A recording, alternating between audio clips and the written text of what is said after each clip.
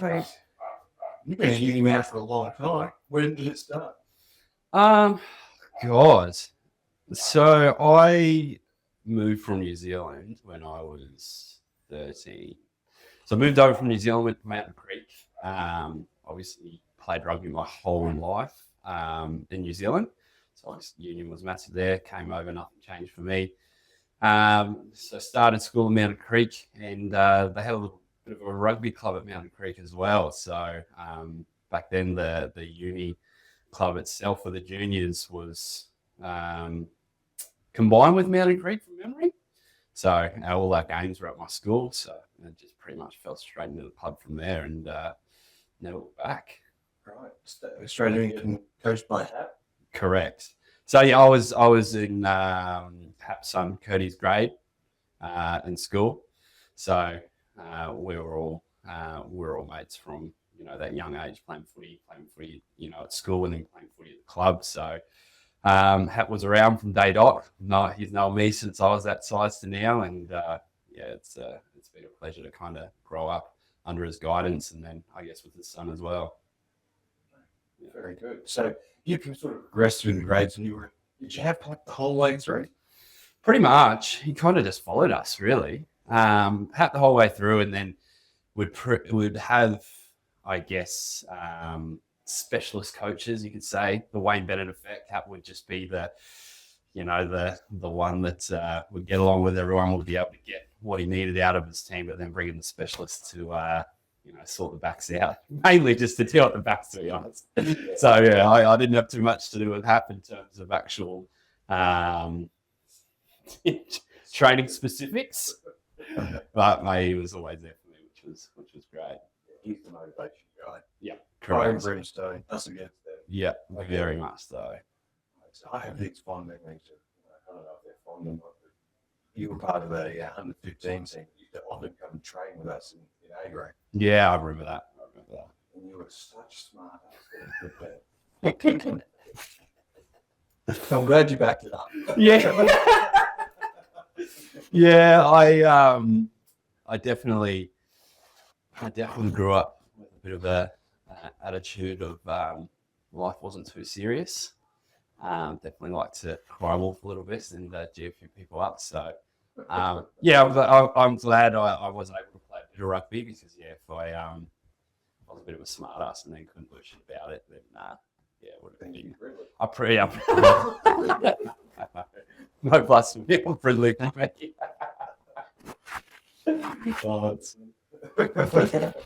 Right, so awards, you come through the grades, junior golds, yeah, and then right before you're about to step into actual seniors, the Stingrays come knocking.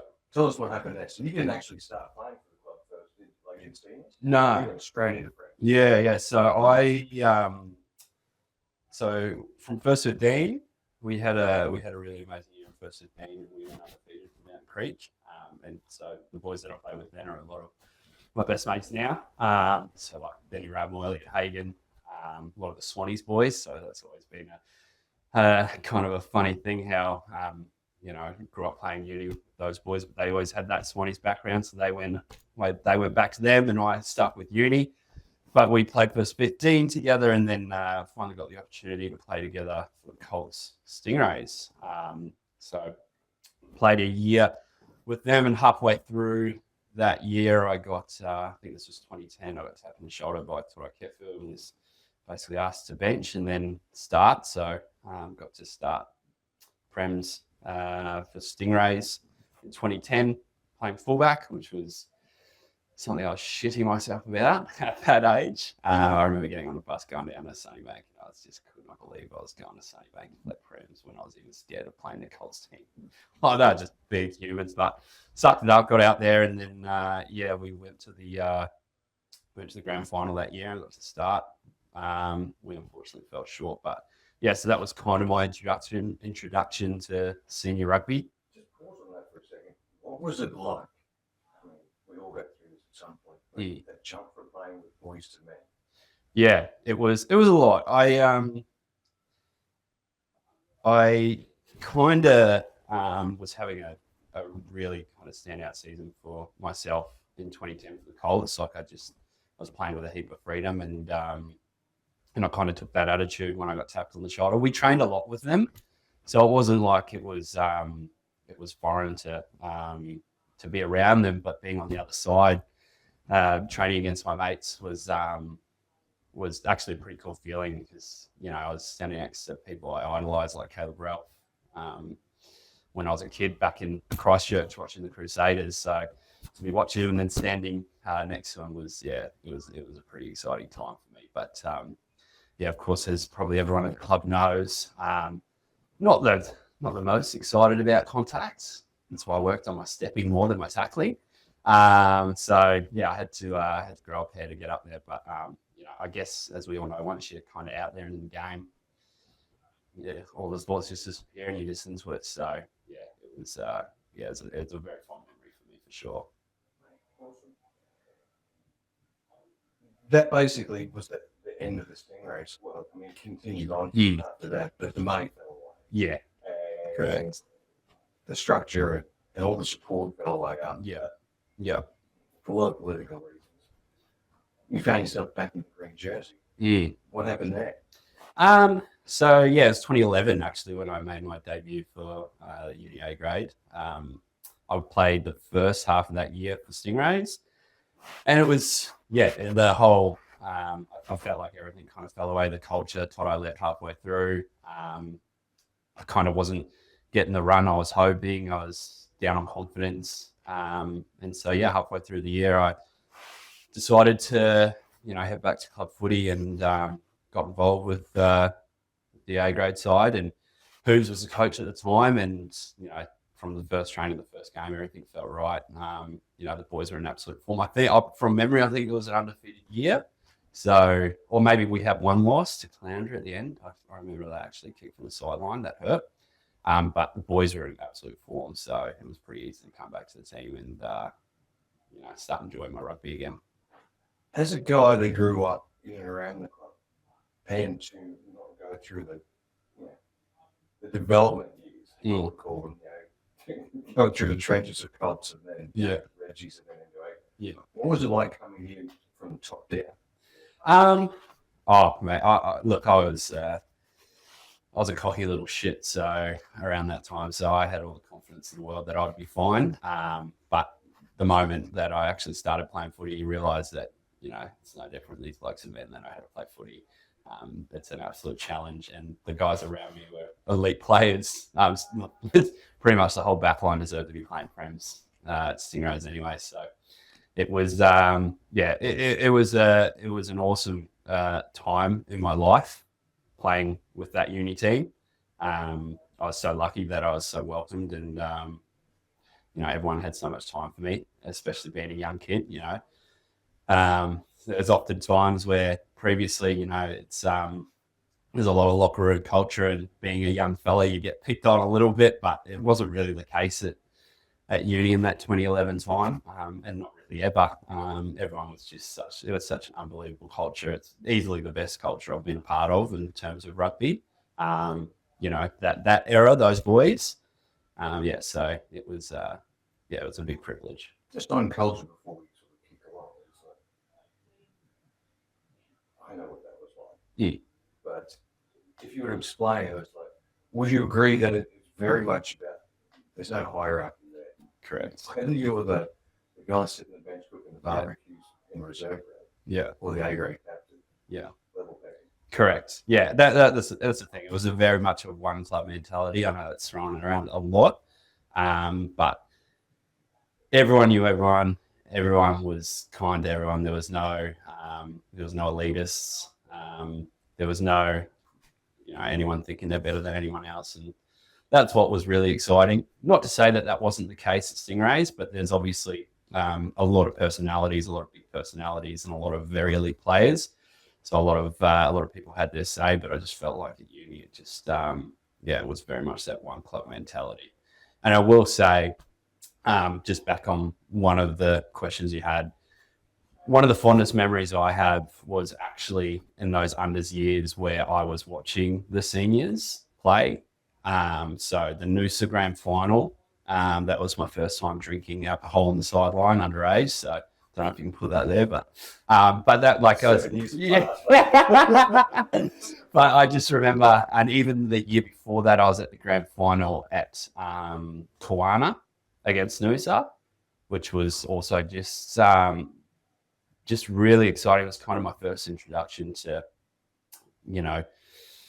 I guess, how to say, big game footy for Sunshine Coast Rugby, big crowds, the kind of club enthusiasm that Noosa and we had. So I know I obviously went and played Stingrays, but those memories always still with me coming back to play uni. I always just remember I was just so into it and so excited to one day play it. So that was, I guess, one of the really exciting parts to finally be like a senior footy player, is because I watched it growing from, under 14s all the way through. Yeah. So it's, very fond memory. Yeah. And I saw you, mate. I remember you. Don't you worry, princess. I got a memory. Made a good tackle. Yeah. Yeah, of course. Let's go back to 2011. Yep. Grand final. Yep. Did you score all the points? Yeah, I think I did. I don't. Yeah, I think. Well, from memory, it was 12-9. I think. No tries. No tries. Yeah. Miserable. Day. God, my wind direction's awful. What was it, like a gnarly southerly? I'm pretty certain. So we were heading. Yeah, we were facing north first half, and I remember. What was it, second half? I just remember. Yeah, we came home against the wind. I remember one kick was pretty much banging front, about 25 out, and usually there was no issues, but that wind was just something else, blowing straight in me, and I just remember hitting it and it just dropping over, and I just thanked my lucky stars because I've never felt more pressure for a kick in my life. So yeah, 12-9, all penalty kicks. I don't think I've kicked better. I think from that you slowly one from the sideline from 45 out. Yeah, that was wind assisted. We'll say that. Yeah. Best of both worlds. Yeah. So first year back in the green. Yeah. You get a drink. Yeah. Shit Shit haircut. haircut. Very questionable choices. What was I compensating for? Because I wasn't doing anything. Yeah. You want me to score up? Yeah. But mate, it must have been a wild experience. Confidence down to the complete elation. Yeah. Yeah, it was. Yeah. Look, I won't sugarcoat it. It was a really tough start of the year. Going from, the 2010 grand final for Prams and then being in and out of the starting side and just not really finding my feet. And there was a moment actually where I did leave Stingrays and thought I left. And then a fellow named Pinecone came in as head coach and called me. He's like, mate, I want you back. I want you to start. And, I had a decision to make, but, it's been from memory, about a week back at uni, and it just felt right. And I just said, no, look, I'm pretty happy with the decision I made. And obviously it turned out to be the right one. So I guess going to the grand final, still a young fella playing with, elite players, even going through the drama of stopper with his hand and all that drama. It was just so exciting to, I guess, get to the end and be able to lift that trophy. So moving forward, tell me what happened over the next few years. You part of 2015? I was part of 2015. Yeah. So I went back to Stingrays the year after. Who took over? Correct. Yeah. So went back to Stingrays, but yeah, just again, as I said, the money fell away. It wasn't the same. But with that, the local competition was heavily depleted because there was no cash at Stingrays, so they were taken from local clubs to try and I guess compensate for the losses. And Yeah, it wasn't quite the glory days. It's both Stingrays and both local rugby were suffering. It wasn't really good for anyone. So yeah, that kind of fell apart pretty quickly, and then yeah, I think around 2013 I came back, but it just wasn't a very memorable year. I don't even think we made finals that year. We were pretty depleted because Stingrays were still existing. But yeah, I guess 2014 was maybe the turnaround. I think that's when when Steve-O took over from memory. And then yeah, that's where the trajectory started going back up from 2014 onwards. So Stingrays folded, let's call it. Yep. Everyone's dropped back into club land. Yep. Was the feeling back the way it should have been, or did it take a while? The feeling was definitely building. It was a little bit of an unknown stage, I think, 2014. We definitely started finding our feet. We had a good year. We made the final. I remember I personally broke my hand in the semi. So I was out for the final. I broke my hand at Noosa, and then we had the final in Kawana. And so I was out for that one, but we were still obviously a really good shot with the team that we had. But I think we just fell short. I can't remember the game exactly. Obviously, being the selfish person I am, I wasn't involved in it. So I think I was a little bit bitter that I missed out. I do remember I was water boy, and they kicked the ball out to shut the ball down. I hit it and was nearly asked to leave by the refs. So I was trying to get involved in any way I could. But yeah, the feeling was definitely growing around the club that we were onto something. We had a pretty good core. Our fullback was unbelievable. We had some really big bodies, and obviously some absolute leaders as a part of that pack. So yeah, it was. I guess the trophy was around the corner, obviously. So 2015, it rolls on. Yeah. Home grand final after a long season. Yeah. Record win. Yeah. What do you remember? So I actually broke my wrist probably, I think, 5 weeks out at training. James, thanks, brother. So personally, I was scrambling to make the final, but yeah, I had a really good year that year. So I personally was feeling really good. The team was an unbelievably stacked team again. The 4-pack, having the likes of Della, Beatty, Jason, Matt McCauley transitioned into the forwards that year, which Steve, I would say that he pretty much made his career from that move. So yeah, that was it was a really exciting time. I don't think from memory I played with a better forward pack than that year. And as we all know, in local rugby, if you have a forward pack that's dominant, you're pretty much certain for a trophy. You just need the backs to finish off the hard work, which a lot of the time we did, thankfully. And having someone like Lang and then Leader, who just come from New Zealand. 2014, I believe, was his first year. The second year really came into its own. Played 13, and yeah, so we just had the players get the job done. It wasn't not to say that we weren't nervous. I remember shitting myself because that was my first game back after broken wrist playing that final, I think. So I was pretty nervous myself, but I just remember we just had a really good morning together. We got together across the uni, and just everyone just seemed really relaxed and focused. Obviously, being a part of a few grand finals now, you can kind of tell when the focus is locked in or if the focus is nerves. But that one, we all just felt really comfortable, and it all came together in the game. How long did you play on after that for? Shit. How are we counting the total years, or we count? Just I know that you were in and out of injuries. Yeah. Reason why, but I just hope there was no obvious definitive line. No. Yeah.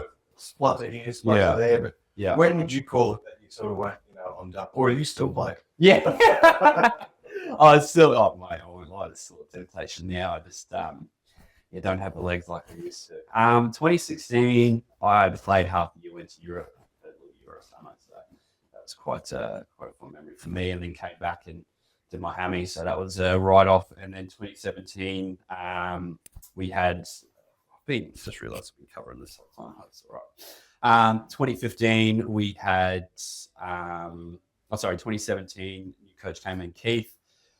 It was a good year. Or was it Reese? I can't remember. Oh, no, it was Reese, actually. Yeah. 2017, played on, but that's when I did my ACL and kind of, changed the trajectory of my footy career quite heavily. Had a few knee surgeries since, so that kind of, depleted my, I would say, ability and confidence, which was tough to take because, I was still probably at the peak of my powers in footy in terms of how I was feeling around that time. So to do that was, it was kind of heartbreaking and took me a very long time to come back. I was out for 12 months, and then when I went to come back, I had an issue again, did my meniscus somewhat, and then had to have another surgery. So I think 2019 was my first year proper back after doing it. And that's from memory when I believe Jonky got involved. That's a hell of a break. Yeah. It was tough. It's all a part of rugby, I guess, but tough pill to swallow to kind of, be out of the game I love for so long, be away from the club and not being able to, I guess, properly play. What's it like being a guy that you're part of the team, but you're not because you're in? Yeah. You're the type of guy that's sort of lean middle, you drift out the back. Yeah, a lot of people would say I probably drift out the back, to be honest. I love rugby. I love playing. I love being involved. I kind of personally lose a bit of purpose if I'm not out in the out on the field, and that's to my own detriment. I don't think that's the way to do it, and it's taken me a long time to kind of mature and find the right mentality where you don't have to be on the footy field to be able to offer anything to the club. I definitely struggled a little bit finding my purpose. Started finding other avenues and doing other things, and so I was really thankful to finally be back involved playing again. But if I had my time over, I'd definitely change the way my involvement was. Rather drift away lead in rather than drift away for sure. Yeah. Well, in 2016, you were named Team of the Decade as the fullback. Yeah. Did that come as a shock to you? Yeah, it did. Look, again, I grew up with watching players like Ridley, Deary, just absolute weapons. So it was most definitely a shock. I was actually overseas at the time in Europe when I found out, so I wasn't able to, I guess, be around the club when it was announced. But yeah, it was such a big honour. Again, growing up watching blokes like that, seeing the ability they have, and I guess getting the honour of being named in the Team of the Decade over players like that for that specific position, of course. Ridley 14? It was 14. Yeah. Yes. Oh, no, I think he was on the wing. Yeah. So, winger. But again, it was a massive honour and something I'll never forget. Very good. Yeah. Anyway, post-footy, you've done quite a bit. I guess so. Mate, DJing, finance. Yeah. And a bar, you don't mind understanding? Oh, a little bit of involvement. It's not, I'm not a no. No. Yeah. Yeah, look, I'd actually credit probably, rugby to guiding me to a party life, to be honest. I've never had my fondest memory of 2011 was probably the kick on from the win. 3 days. I've never done anything like that. Moved my palm. I'll walk back into that thing and it was like it was yesterday. That was incredible. I remember, I think one of the years, I took my decks down to the club when I first started out and just got really into DJing. And then realized that, there's a little bit more to life than just DJing. So I had to find a real job and, so I've got a good balance. I have a career in finance and then also have a career working with venues and hospitalities, so guiding them with some of the stuff I've learned over the years, I guess. Excellent. Yeah. All right, let's get back on the footy. Yeah. But rattle off some of those influential people that have guided you through. Yeah, so at the start, Hoons was really influential to me. I think the way I was welcomed back into that team, the way he looked after me. So I got to give a big credit to Hoons initially. Scuzz and Scum, personally for me, again, just some of the best footy players I've played with, but always made me feel like I was on their level, made me feel like I was just a mate, regardless of my age. Always interested in my life, always making me feel involved. So I remember just those two definitely were a big catalyst in my love for the club and my, I guess, enjoyment. And obviously Steve Scotland, run into him too many times now at IGA, to be honest. We just reminisce. My missus called me going, why you been at the IGA for an hour? I'm like, I just been talking to my old coach, just about stuff. So yeah, he's obviously a big catalyst. Probably the biggest one though is probably my dad. He's obviously been involved in the club for many, many years himself, finding some joy in coaching. He coached me as a kid as I was growing up and has always believed in me. I've always felt like it was just so biased, his love and belief in me as a player, but now I just see it's just the way a father is to their son. So he's probably been the most influential person to me. And I was just so happy to see him get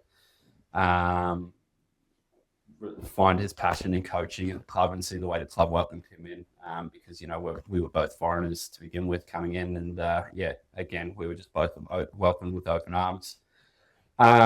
And then moving forward, some of my closest mates in the club, like Leader, Matty McCauley, just Beatty, of course, as well, Della. I could name so many. But yeah, it's been a privilege to play with those boys. They very much know I'm a smart ass, but they take me for who I am. They know I'm not serious. They know I care for them. They know they can G me up as much as I G them up. So it's been a massive privilege playing with those boys for sure. Is there anything that you would like to say about the club that you haven't got? No, look, it's I guess the recent years have been just amazing to watch. Like, as I said, 2019. So 2021 was my last year before I came back. 2021, and that's when I saw a massive shift in the club with Tronky. Again, we had some really lean years. There was just really no direction for the club for a few years between that Steve Scotland period and the Tronky period. But he steadied the ship. Brought that kind of that leadership and that kind of mongrel that the club needed. That was lacking a bit of a backbone. With it, he brought respect. He brought players that respected him, that were able to, I guess, lead the club in the right direction, which became the Kimber leader era. Unfortunately, I finished up playing the top grade the year that they won.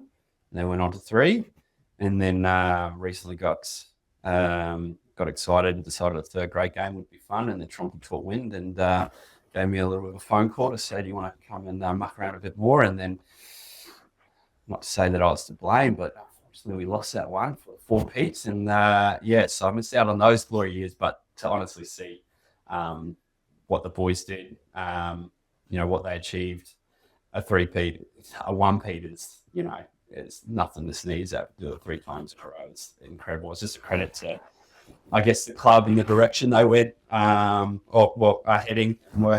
I just, watching it from afar, it's just so good to see. I didn't realise that you played in some of those teams in the recent run. Yeah, no. So I, when was it? Yeah, I'm trying to remember the years. It was 2019. We went to the grand final. We lost to Caloundra. So that was tough. And then 2020, 2021 was just, so I was a little bit in and out. Again, just not so focused on my rugby. COVID. The COVID year, I think, was the year we lost to Marine Straw at home in the semi-final. correct me if I'm wrong, but that was, I believe, my last year playing A grade properly until recent. But so it was. But again, the club was in the right hands. The foundations were there, and obviously it rang true in the coming years in the 2022, 23. Those 3 years. When were they? When were the 3 years? 21, 22, 23. Yeah, okay, so 2020 was my last year playing A grade. And then, just mucking around in Reggie's 2021. And then, the boys went on for that three-peat. Still around. And then 2024, ended up coming back and got to a grand final again. It fucking lost. Should have taken the kick. Far out.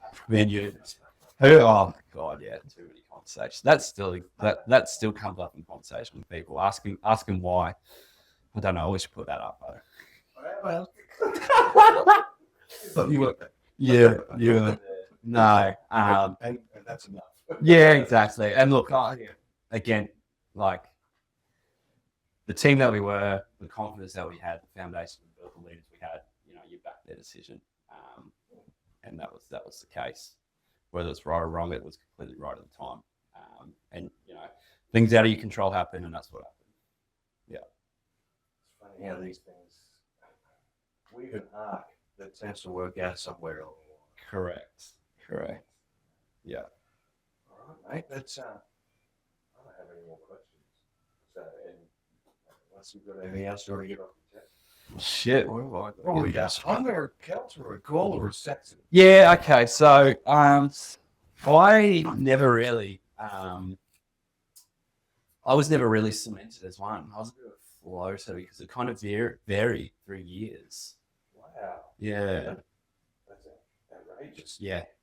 Because there was a bit of a shift on when I was younger and then to nowadays and that 2016, 2017, 2018, all that era was just a little bit blurry to be honest. So you might want to cut that out. Yeah. No, look, again, all I have to say is I'm just so thankful. Honestly, rugby has been such a big part of my life, and the club is a big reason for that. I'm so glad I've met the people I've met. I'm so glad that I was able to be led by people like Cap, my dad, and all the coaches that have been a part of my rugby career. Who say it's over? I'm still young, so we'll see what happens. Yeah, you're playing first. Yeah, it's got to be a warm Friday night though. That's the problem. I've got to get in early. Yeah. I can't do the cold. I can't wait. I can't do the cold. The joints are no good. You struck me as a guy that would be full skins and gloves. No, that was like the 12s. Yeah. Well, the grip gloves. My God, yes, I rocked them. Yes, I did. One season. Yeah. Too many people do. Oh yeah. That's just there's also the power bands. Remember that thing? Yeah. Frankie back at Stingrays was selling those off for a commission. I was.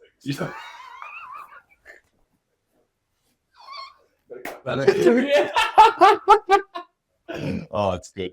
Perfect, mate. Cool. Thank you very much.